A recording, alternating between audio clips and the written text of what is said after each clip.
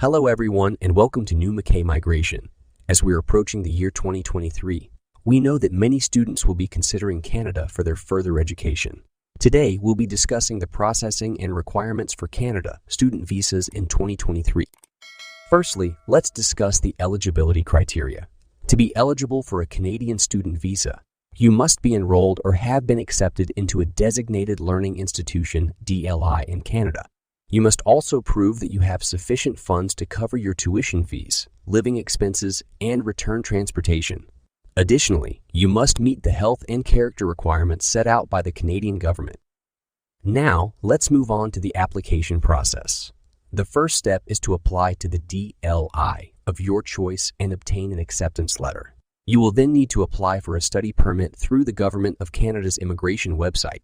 This application will require you to provide biometric information, such as fingerprints and a photograph, and to pay a processing fee. Once your application has been submitted, it will be processed by the Canadian government.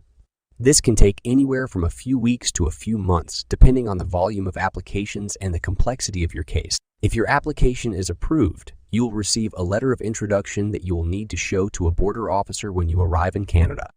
The border officer will then issue your study permit, which will indicate the conditions of your stay in Canada, such as the duration of your stay and whether or not you are allowed to work while studying.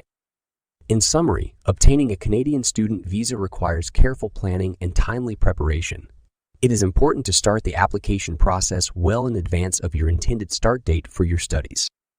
At New McKay Migration, we are dedicated to helping students achieve their educational and career goals in Canada. If you have any questions or need assistance with your student visa application, feel free to contact us. We look forward to hearing from you soon.